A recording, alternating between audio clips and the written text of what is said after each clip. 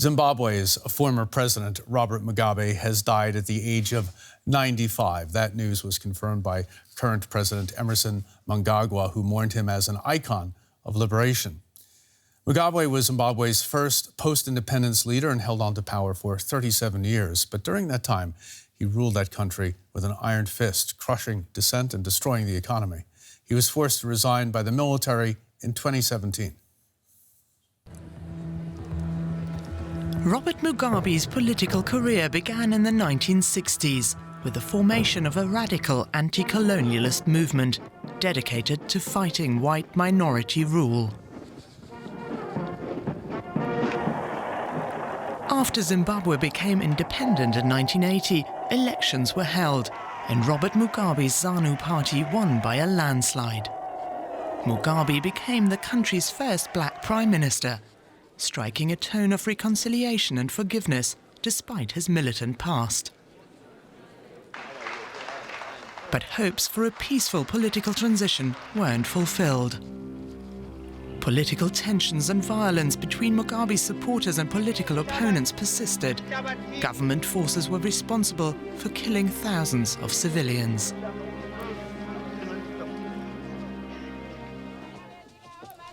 During the 1980s and early 90s, Mugabe was a welcome guest around the world. But by the mid-1990s, the once venerated freedom fighter was attracting international criticism for his increasingly autocratic rule. White farmers were driven from their land by Mugabe's supporters. Dissent was violently quashed. Opposition leaders were intimidated and beaten. There will never be a regime change here. There will always be the people of Zimbabwe in control. But the people of Zimbabwe suffered under his rule. When Mugabe ordered a purge of Zimbabwe's slums, entire neighborhoods were razed to the ground, and up to 1 million people made homeless. Economically, Mugabe ruined Zimbabwe, a country that had once been Africa's breadbasket. While his people were starving, Mugabe celebrated his 91st birthday with a lavish party, costing a reported $1 million. He once said that only God could remove him from office. But in the end, Robert Mugabe's insatiable will to power proved his undoing. After firing his vice president, Emmerson Mangagwa, to install his wife, Grace, as his second-in-command, the military intervened. Good morning, Zimbabwe. In a de facto coup, they placed Mugabe under house arrest. After 37 years in power, he was forced to step down, sparking celebrations in the streets of Harare.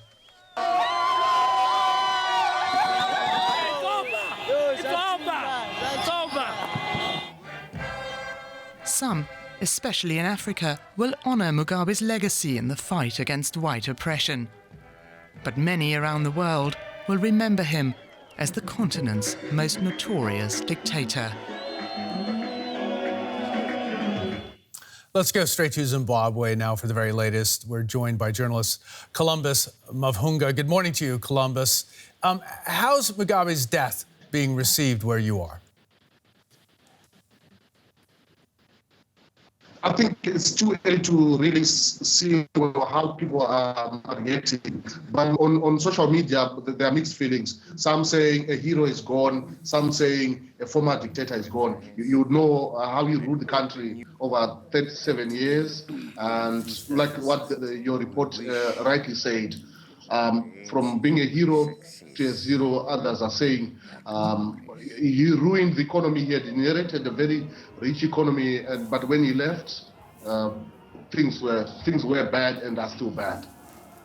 Columbus, you mentioned the reactions on social media. Zimbabwe's current president, Emmerson Mangagwa, taking to Twitter as well to confirm Mugabe's death. Interestingly, he writes, "It is with the utmost sadness that he announces Mugabe's passing." He also calls him an icon of liberation who dedicated his life to the emancipation and empowerment of his people.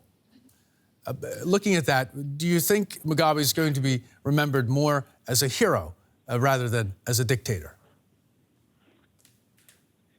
I think it depends on who you talk to. Others still see him as a hero. Others see him as a hero that helped other African countries to get liberation, like South Africa. Others then also would say it became a burden to countries like South Africa because we now have people migrating to South Africa and other countries looking for economic or political refugee. So Mangagwa might say he's a hero, but at some point they were no longer friends, like when he deposed him in 2017 riding on the army. Can you give us an idea of how Mugabe's death is likely to affect the country's political situation, its stability? I think not much will happen politically, but I think it's a time for those who were pro him, that some of them who are in exile, to then try and reconcile with the current regime.